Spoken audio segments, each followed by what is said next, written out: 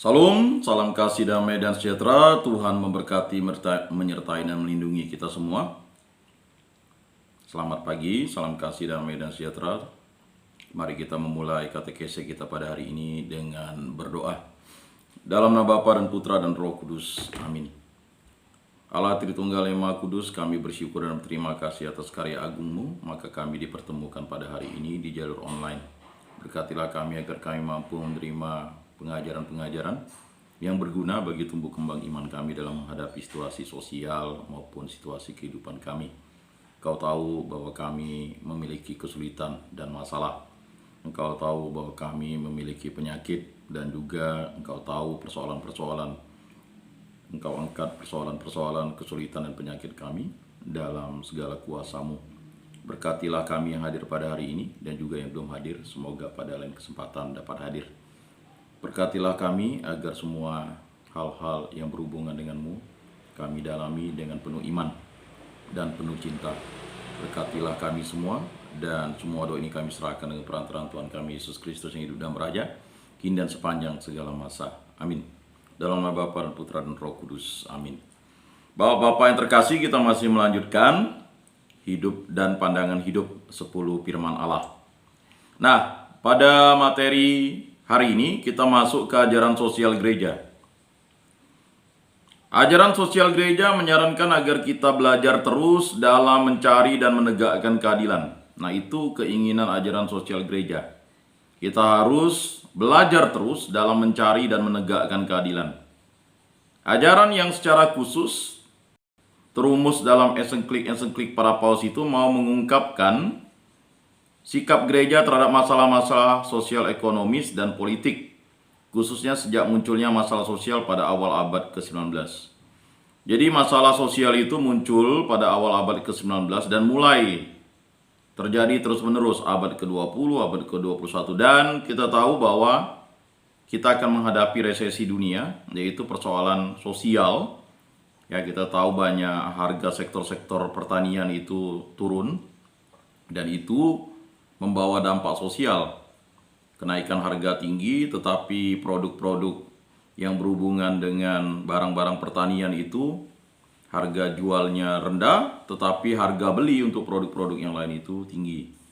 Dan itu terjadi ya Bapak-bapak yang terkasih, dan ini bisa mengakibatkan gejala sosial dan ketidakadilan, di mana sektor produksi hanya dipegang oleh segelintir orang dan harga dipermainkan oleh orang-orang yang rakus akan kekayaan, kekuasaan, dan kepemilikan modal dan lahan.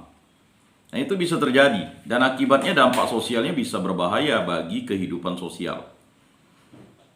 Maka ensiklik Rerum Novarum mengenai masalah kaum buruh dari Paus Leo ke-13 1891 adalah dokumen gerejawi pertama yang membahas masalah sosial secara menyeluruh.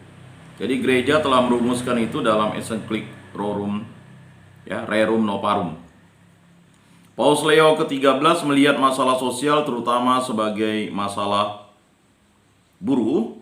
Oleh para paus, Rerum Novarum selanjutnya dikenangkan sebagai ajaran sosial perdana. Setelah perubahan sosial dan politik akibat Perang Dunia Pertama, Paus Pius ke-11 1931 membahas kembali masalah sosial dalam ensiklik Quadragesimo Anno tahun ke-40. Masalah buruh dibicarakan lagi, namun untuk menyelesaikannya perlu ada pembaruan masyarakat. Jadi masalah buruh ini atau masalah pekerja itu adalah sesuatu yang berdampak sosial. Dan ini bisa berdampak untuk kehidupan iman, ya. Maka gereja harus menyelesaikan itu dengan dokumen atau ensiklik-ensiklik yang membuat peneguhan dan jalan serta solusi untuk mengatasi itu. Di tengah-tengah Perang Dunia Kedua, Paus Pius ke-12 1941 tidak menulis suatu ensiklik sosial, namun dalam pidato Pentakosta yang disiarkan lewat Radio Vatikan mengenangkan 50 tahun Rerum Novarum dengan menyebut sejumlah asas ajaran sosial Katolik. Setelah banyak negara mendapat kemerdekaan, ensiklik Mater et Magistra atau Ibu dan Guru yang ditulis oleh Paus Yohanes ke-23 1961 membahas perkembangan sosial dan pembangunan masyarakat dalam terang iman Kristiani. Dan ensiklik Pacem in Terris 1963 membicarakan masalah politik, yakni perdamaian antara bangsa-bangsa dalam kebenaran, keadilan, kasih, dan kemerdekaan.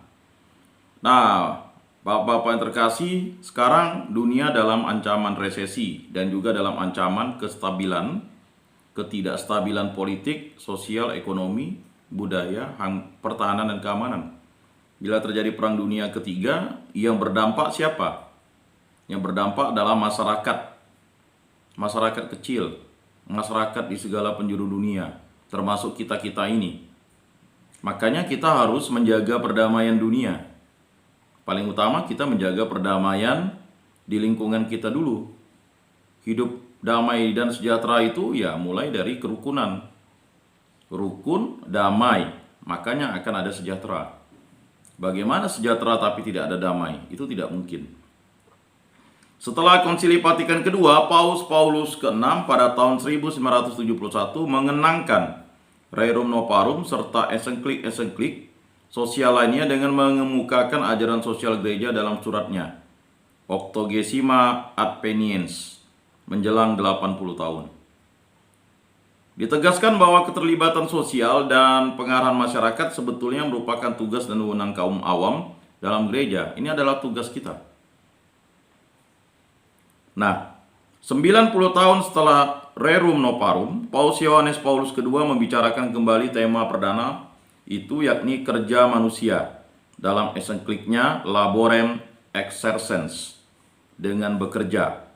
Dan untuk ulang tahun ke-100 dari Rerum Novarum 1991, Yohanes Paulus II dalam ensikliknya Catesimus Annus, ulang tahun ke-100, ingin memperbarui ajaran sosial setelah runtuhnya sosialisme. Konsili Vatikan kedua juga membicarakan masalah sosial, sosioekonomis, dan politis, khususnya dalam konstitusi pastoral Gaudium et Spes, mengenai gereja dalam dunia modern. Menurut konsili, ajaran dan keterlibatan sosial merupakan salah satu segi penghayatan iman gereja dalam lingkungan hidup manusia yang otonom atau dunia. Sesudah konsili, ensiklik sosial Paus Paulus ke-6 Popularum Progressio, Perkembangan Bangsa-Bangsa 1967, mengenai perkembangan bangsa-bangsa melihat masalah sosial seluas dunia, yakni kesenjangan antara negara dan dunia yang kaya dan negara-negara dan bagian dunia yang miskin. Nah, ini sudah terjadi ya. Negara Sri Lanka bangkrut dan beberapa negara yang lain akan mengalami resesi. Nah, ini berdampak bagi kita. Siapa bilang kita hidup di dunia ini tidak berdampak? Ya. Bapak-bapak yang berada di dalam juga berdampak. Bagaimana harga-harga menjadi naik, kebutuhan-kebutuhan menjadi naik. Tema itu diangkat lagi 20 tahun setelah Popularum Progressio oleh Paus Yohanes Paulus II dalam ensikliknya Solicitudo Rei Socialis 1987. Bapak-bapak yang terkasih, ensiklik para paus merupakan acuan pertama bagi ajaran sosial gereja, namun bukan satu-satunya. Di samping ensiklik itu ada pernyataan dari konferensi uskup-uskup yang membahas bagaimana pewartaan iman mesti menanggapi tantangan khas di dunia kita sekarang. Bukan hanya di altar, tapi harus di pasar. Jadi bapak-bapak, pewartaan iman itu tidak hanya di altar, tidak hanya berkhotbah, tetapi juga bagaimana dalam lingkungan altar itu membaharui juga lingkungan pasar. Nah, altar dan pasar itu menjadi satu paket kebutuhan. Kita tahu apa yang dilakukan Yesus Kristus. Bagaimana dia mewartakan, ya kan, firman dan sabdanya di tengah-tengah masyarakat kecil, supaya masyarakat kecil mendapat damai dan sejahtera. Dan kita sebagai pengikut Kristus harus mewartakan itu. Nah, dengan berbagai tantangan, ya, tantangan khas di dunia kita sekarang yaitu tantangan kemasyarakatan dan politik. Nah, itu tantangannya. Ada masyarakat global, ada masyarakat nasional, ada masyarakat lokal ya. Dan juga politik lokal, politik nasional, kemudian politik internasional. Demikianlah sidang paripurna Federasi Konferensi Para Uskup Asia, FABC, di Bandung 1990 Sebab jelaslah bahwa di tengah-tengah perubahan dan modernisasi, terdapatlah realitas ketidakadilan yang tetap tidak berubah. Ada realitas ketidakadilan yang memang harus, ya kan, dilawan terus-menerus dari masa ke masa. Mengapa ketidakadilan itu muncul? Karena ada masalah dunia. Ya. Dan masalah dunia ini bersekutu dengan iblis, bersekutu dengan hawa nafsu. Ya. Jadi dunia, iblis dan hawa nafsu itu adalah persekutuan yang membahayakan manusia yang ingin hidup sejahtera dalam terang kasih Kristus. Nah, di Asia masih tetap ada kemiskinan yang sangat hebat. Ya. Di sekitar kita kemiskinan yang sangat hebat itu melanda. Ratusan juta orang terhalang mendapat akses pada sumber-sumber alam. Jadi sumber-sumber alam yang pemberian dari Tuhan Allah itu hanya dikuasai oleh segelintir orang, dan itu menjadi sesuatu barang yang mahal. Ada 3 sumber yang memang sangat berdampak, yaitu yang pertama adalah pangan, makanan ya. Kemudian air bersih dan energi. Nah, ini dampak-dampaknya sangat berdampak sekali, terutama masalah makanan, pangan, dan juga air bersih. Karena 2 sumber itu merupakan sesuatu untuk kehidupan. Sedangkan energi ini menggerakkan roda kehidupan, roda ekonomi.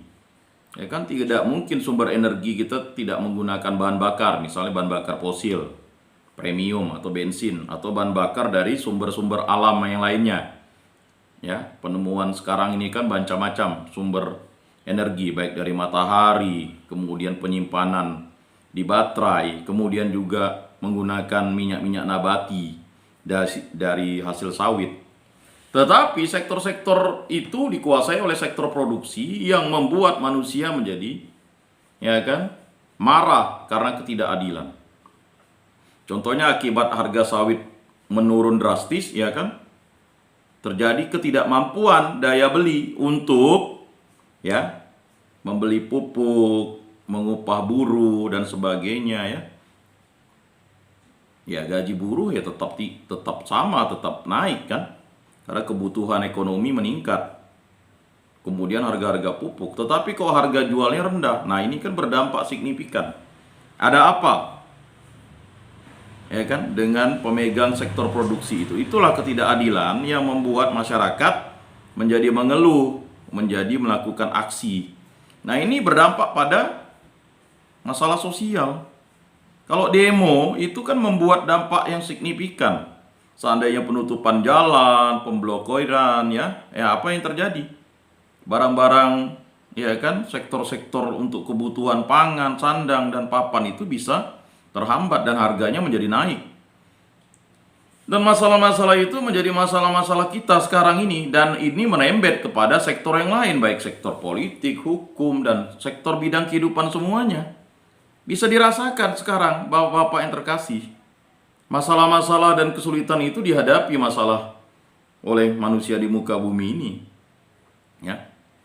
Ratusan juta orang terhalang mendapat akses pada sumber-sumber alam. Eksploitasi lingkungan telah merusak sumber-sumber yang sangat berharga, dan dengan demikian merusak juga lingkungan hidup yang spiritual dan material masyarakat kita.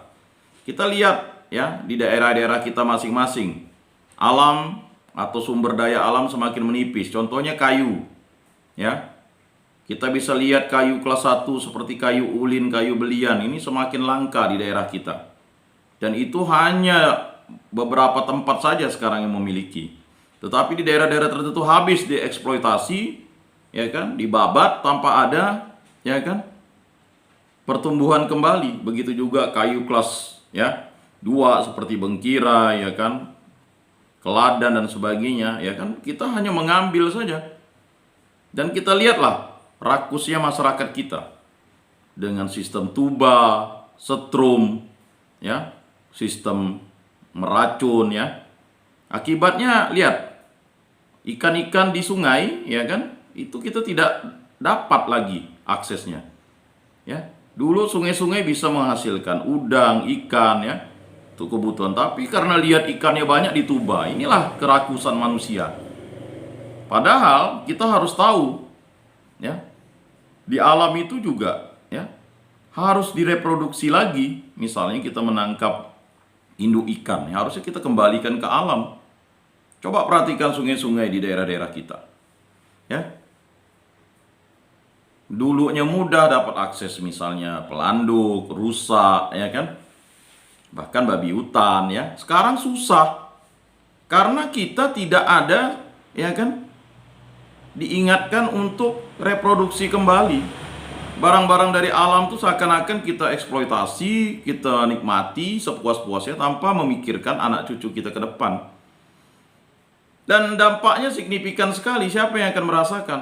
Ya itulah, dari kita sampai keturunan kita. Semua ketidakadilan tersebut saling berkaitan dan bersama-sama mengogok pada krisis kelangsungan hidup. Banyak duit bukannya rajin ke gereja, justru apa yang dilakukan? Berjudi, poya-poya, mabuk-mabukan, berpesta pora. Setelah habis, mana lagi ke gereja? Hanya merintih kesakitan, penyakit bermunculan, dan bahkan kejahatan makin melanda. Makanya bapak-bapak yang terkasih, sadarlah bahwa kita ini hidup dalam krisis kehidupan, di mana kita harus menjadi terang dan garam. Dalam negara dan lingkungan kita masing-masing, gereja harus menghadapi tantangan tersebut, dan menurut Paus Paulus ke-6, ajaran sosial gereja akan berkembang dalam keterlibatan dan refleksi umat di bawah pimpinan kuasa mengajar gereja. Ya. BDK OA 3 ya, atau ya, artikel 3 dari OA. Dalam seluruh ajaran sosial gereja ini secara garis besar dapat dibedakan 4 tema yang sedikit banyak berkembang setapak demi setapak. Keempat tema itu tetap menunjuk pada masalah-masalah pokok keadilan yang kita hadapi dewasa ini juga. Tidak ada 4 tema. Yang pertama adalah supaya kerja dihargai agar semua orang dapat memperoleh nafkah yang wajar. Jadi kalau kita sudah dewasa berumur 18 tahun ke atas, itu seharusnya bekerja. Makanya bapak-bapak yang terkasih, anak-anak kita tuh diajar bekerja mulai dari sedini mungkin, supaya mereka bisa memperoleh keterampilan. Ini banyak anak-anak kita tidak diajarkan pertanian, bertani. Ya, liburan ya liburan. Ya kan, tidak diajarkan bagaimana memelihara ikan, memelihara ayam, memelihara babi, memelihara sapi ya. Kita hanya ingin makan dan produksi terus, tetapi tidak ada yang mengajarkan keterampilan untuk bersawah, bercocok tanam, menanam cabai, menanam terong, menanam sayur-sayuran yang tidak diajarkan. Padahal hal-hal itu harus diajarkan oleh orang tua, ya. Karena apa? Karena itu adalah sektor-sektor pangan ya. Menanam padi ya.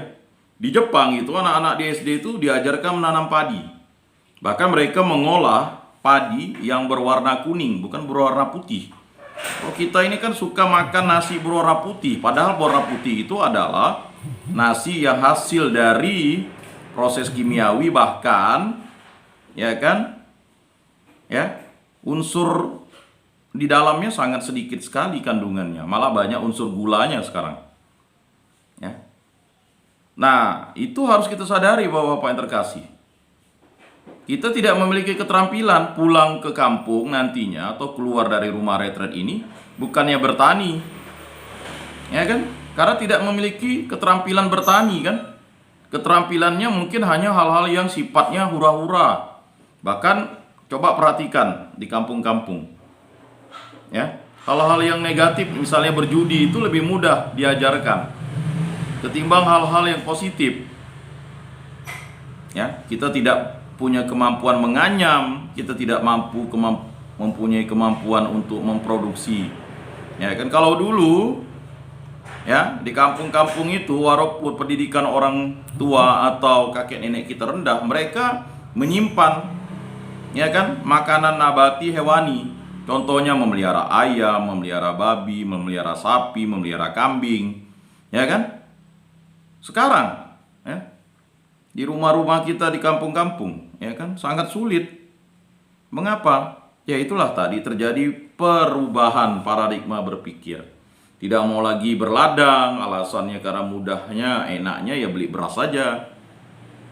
Dan ini terjadi nantinya krisis. Ya kan, krisis pangan, makanan, kita kan butuh makanan. ya kan, baik makanan pokok, sayur-sayuran, buah-buahan. Nah, sekarang perhatikan. Dulu orang nanam durian, kakek neneknya tidak menikmati. Ya kan? 75 tahun kakek neneknya sudah meninggal, cucunya tinggal nyantuk durian bahasa ya. Menunggu durian jatuh. Tiba-tiba karena ada, ya kan, orang mencari kayu durian di sinsonya, terjadilah perkelahian, apalagi durian tembawang kan. Nah, sekarang ya, durian-durian misalnya dulu durian Bengkayang atau durian beberapa durian yang memang durian kualitas bagus itu sulit didapatkan karena apa? Batang duriannya disinso, dibuat kayu. Padahal kakek nenek dulu untuk tabungan kita. Perhatikan cempedak ya, tidak dimakan, tidak diolah. Ya, dibuang saja untuk makanan monyet katanya. Nah, sekarang mencari rebung saja sulit, ya kan? Nah, mencari pakis miding juga sulit, mencari, ya kan, junga juga sulit. Ya Pak Atis tahulah apa tuh junga itu ya. Kemudian makanan-makanan hutan itu sulit, buah-buahan hutan itu sulit. Bahkan sekarang misalnya lengkeng yang dulu makanan hutan dibiakkan menjadi buah-buahan yang mahal kan. Nah, coba sadari itu bahwa kita harus memproduksi kembali. Kemudian yang kedua, supaya hidup masyarakat dan negara ditata demokratis dan sosial. Ya, makanya ada sistem pemilihan kepala desa secara demokratis, pemilihan bupati secara demokratis, wali kota secara demokratis, gubernur secara demokratis, presiden secara demokratis. Ya. Dan penataan sosial. Penguatan lembaga-lembaga adat, kearifan lokal, ya, penguatan lembaga-lembaga agama, kelembagaan adat, kelembagaan itu bukan untuk membuat primordialisme. Sebenarnya itu menata kembali masalah sosial yang terjadi karena setiap stakeholder. Dulu di kampung ya, angka perceraian ya minim. Orang yang bercerai itu dianggap aib. Sekarang coba perhatikan. Sedikit-sedikit anak muda sudah kawin mau cerai, kawin gereja tapi cerai adat. Ya, itu dihadapi kan? Bagaimana tantangan itu terjadi? Ya karena tidak ada keteladanan lagi. Ya, sektor produksi itu membuat orang berpikir ekonomis, sedangkan kekerabatan. Kalau dulu ya, orang dapat babi hutan, dapat rusa, dapat kijang, itu semua sekampung bisa merasakan nikmatnya. Kalau sekarang kan harus beli. Ya. Jadi faktor ekonomi itu membuat kita menjadi egois. Kemudian yang ketiga, supaya diatasi kesenjangan antara hidup dalam kelimpahan dan kemiskinan yang ekstrim. Makanya kalau orang ya semakin kaya harusnya semakin sosial, bukan semakin kaya lalu semakin dia membuat banyak usaha. Ya. Makanya dia semakin kaya, dia membuat usaha-usaha yang bisa melibatkan banyak orang, sektor pekerjaan. Kalau Bapak nanti ya keluar dari tempat ini menjadi kaya, ya buatlah ya kan tempat-tempat pekerjaan ya yang memiliki keterampilan. Ya kalau misalnya buat sektor perkebunan ya bisa membuat orang setempat, orang kampung itu bekerja ya. Jangan mengambil tenaga dari luar sehingga akibatnya kecemburuan sosial. Terjadilah dampak sosial, keributan, perkelahian, pembunuhan dan sebagainya itu terjadi. Berikutnya yang keempat, supaya penindasan ya diakhiri dan pembebasan dimajukan. Jadi orang-orang yang bekerja dengan kita itu merdeka, diberikan upah yang layak. Kita juga mendapat keuntungan yang enak, nyaman. Nah itu. Berikutnya keadilan dan hormat akan kerja. Nah, Bapak-bapak yang terkasih, dengan Rerum Novarum 1861, Paus Leo ke-13 ingin membela kaum buruh, dan oleh sebab itu kerja dan permasalahan kaum buruh menjadi tema perdana dalam ajaran sosial gereja. Jadi masalah buruh, masalah pekerja, masalah pegawai ini adalah masalah yang harus dipikirkan bersama. Ya, kata Santo Paulus, ya, kalau kamu mau makan harus kerja. Semua pewarta-pewarta atau ya penginjil itu harus kerja. Kita tahu Santo Paulus itu dia bekerja membuat tenda. Dia tidak mengemis. Ya kan? Kita tahu Santo Petrus itu nelayan, mencari ikan, bukan menjadi pengemis. Hanya sekedar berkhotbah, tidak bekerja, yaitu namanya tong kosong nyaring bunyinya. Ya kan? Bekerja itu untuk menghidupi kehidupan itu pribadi minimal. Ya. Jadi kalau kita nanti keluar lalu menganggur, ya kan? Itu namanya kita tidak mengikuti ajaran sosial gereja yang mewajibkan kita bekerja. Karena bekerja itu adalah membentuk diri dan membentuk iman kita menjadi pribadi yang tangguh. Ya. Semua murid Yesus itu bekerja. Ya. Dan Yesus itu bekerja. Dia mewarisi keterampilan membuat meja dari Santo Yusuf. Bapaknya itu tukang kayu kan. Jadi membuat meja, kursi, lemari. Tidak hanya berkhotbah saja berkoar-koar, harus bekerja. Ya. Jadi kerja itu membentuk karakter diri. Guna mengatasi kemiskinan kaum buruh dan guna membebaskan mereka dari penindasan. Paus Leo ke-13 mengemukakan ajaran moral. 1. Majikan-majikan tidak boleh memperlakukan buruh-buruh sebagai budak. Jadi kalau kita nanti jadi pengusaha, jangan membuat atau memperlakukan buruh-buruh kita sebagai budak. Oleh sebab itu mereka terutama wajib membayar upah yang adil yang menjamin hidup layak para buruh. Ya kan? Sesuai dengan UMR, UMP. Jadi jangan ngasih orang hanya gaji stamban. Ya kan? Ya bekerja juga mulai dari jam setengah 8 sampai jam 12, istirahat 1 jam, jam 12 sampai jam 1 masuk lagi, jam 1 sampai jam 4 pulang. Itu kalau 5 hari kerja, ya. Kalau 6 hari kerja beda lagi, ya pulangnya sampai jam 2, ya. Orang belajar aja, ya ada waktunya. Jadi bekerja sehari itu 8 jam, kan begitu. Jadi janganlah merodi orang dari pagi sampai sore. Ya kan? Yang kedua, para buruh berhak bergabung dalam perserikatan buruh supaya dapat mengemukakan tuntutan mereka yang wajar dengan lebih tegas dan supaya dapat mendesak pelaksanaannya bahkan dalam pemogokan. Jadi bapak-bapak nanti di kampung buat forum petani, forum pekerja karet, forum pekerja sawit. Untuk apa? Untuk membicarakan sistem upah yang sama. Bos A ngupahnya 100.000 per hari, bos B 90.000 per hari. Ya, orang akan lari ke bos A yang 100.000 per hari. Bukan gara-gara otaknya itu tidak mau adil, kan begitu. Kan banyak di kampung seperti itu. Contohnya kerja berladang, ya kan. Ya, pangari oke lah. Pangari itu kan saling tolong-menolong. Bayarnya pakai barter jasa. 5 hari bekerja di ladang si A, nanti 5 hari bekerja di ladang si B. Kan gitu ya. Kalau enggak kan masih ada utang hari namanya. Nah, kalau sistemnya dana, uang ya memang harus disamakan. Misalnya kalau kerja ladang 1 hari misalnya 100.000, ya yang di sana 100.000. Kalau beda-beda ya sulit. Bapak-bapak enggak dapat pekerja nantinya. Nah, ini terjadi, ya kan? Nah, supaya tidak terjadi perkelahian di kampung, di desa, ya. Sering terjadi seperti itu. Orang bekerja ya pastilah mencari upah yang tinggi. Ya kan? Dan dimanusiakan, kan begitu. Ini upah tinggi tetapi ya kan kebun binatang majikannya omongkan orang itu, ya sulit.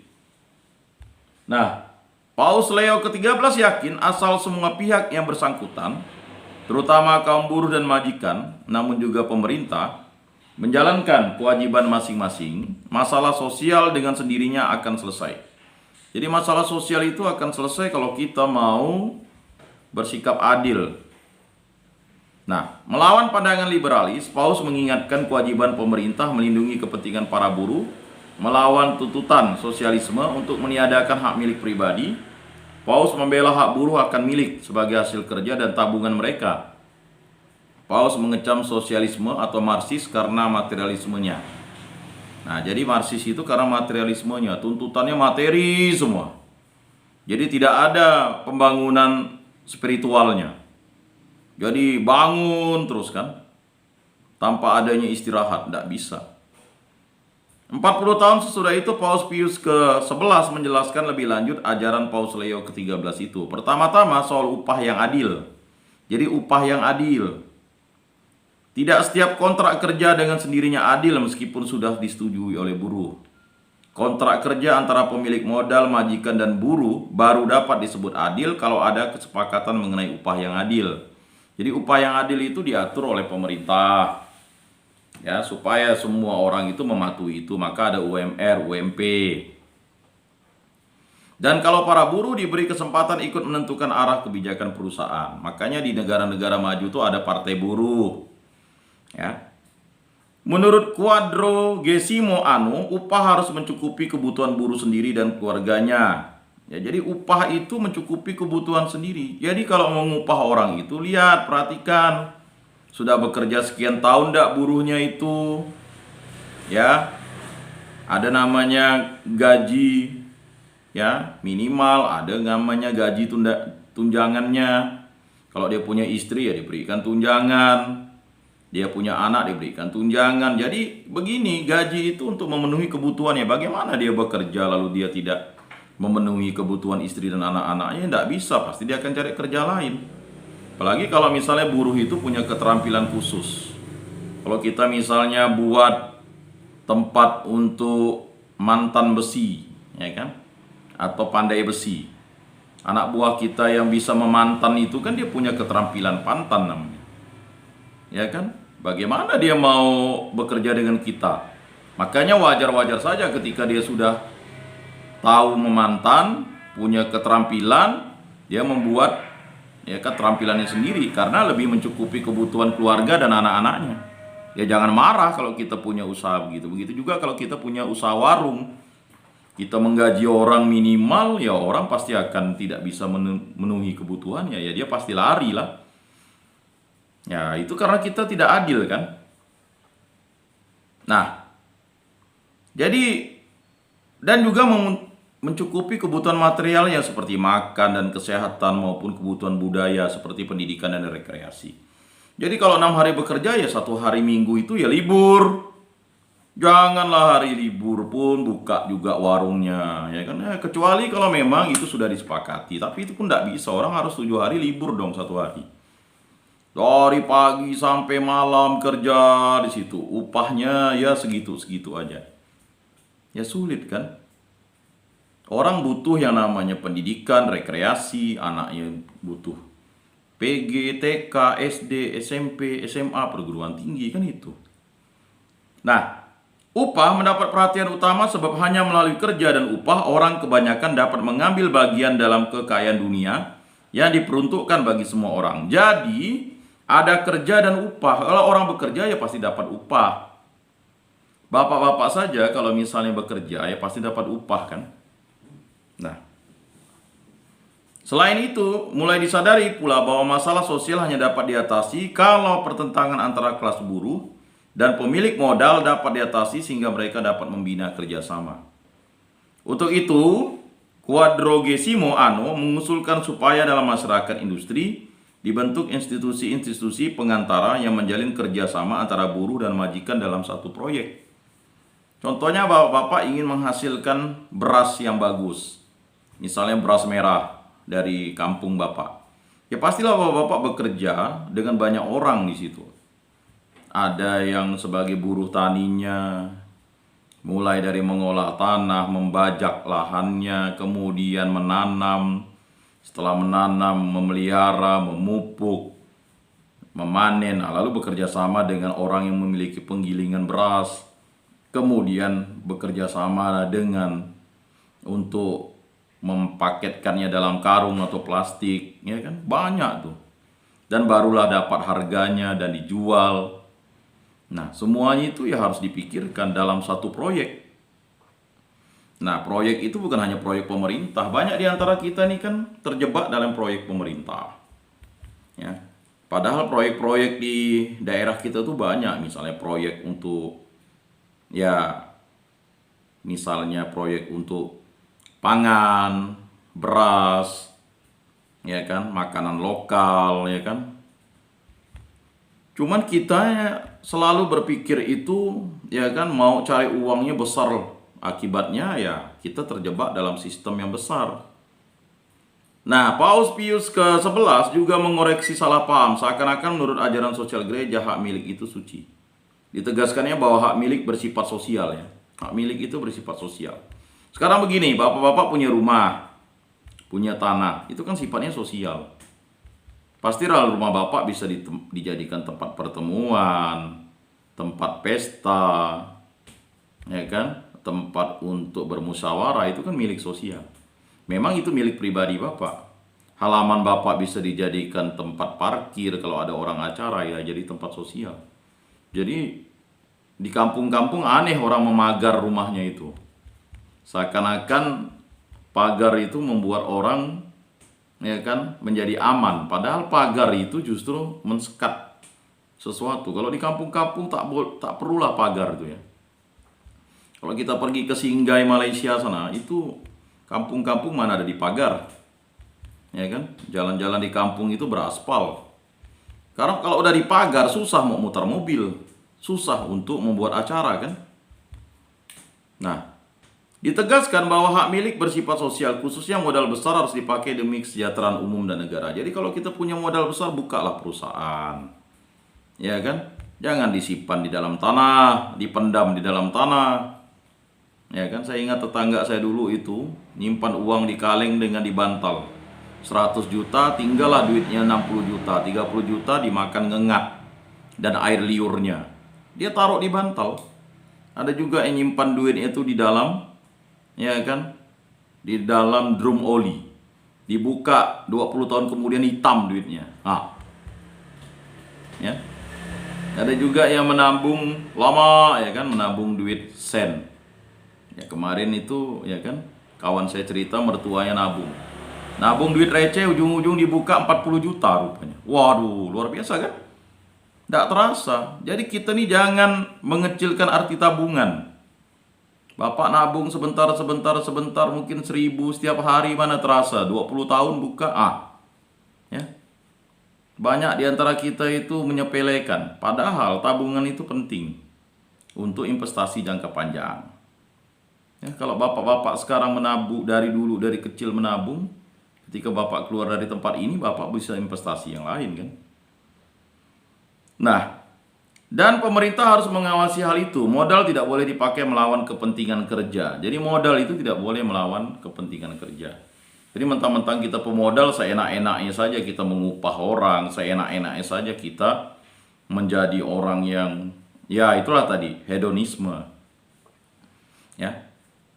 Jadi misalnya muda poya-poya, tua kaya raya mati masuk surga itu tidak ada bapak-bapak. Adalah sukar orang kaya masuk dalam kerajaan surga. Lebih mudah unta masuk ke lubang jarum. Jadi bagi orang Kristen itu, hayatilah Injil itu yang disampaikan Yesus. Ya. Jadi kekayaan itu bukanlah sesuatu yang harus menjadi kesombongan, tetapi kekayaan itu harus dibagi-bagikan. Maksud Yesus dibagi-bagikan, buka lapangan pekerjaan tuh. Bukan diolah sendiri. Misalnya kita kaya, kita bukalah usaha, misalnya buka toko, buka perusahaan. Jadi orang bisa hidup dari kekayaan kita. Ini kekayaannya disimpan saja kan. Ya kan? Disimpan ya kan, bahkan untuk, ya kan, hanya untuk kesombongan, ya susah. Ya. Apa yang dikatakan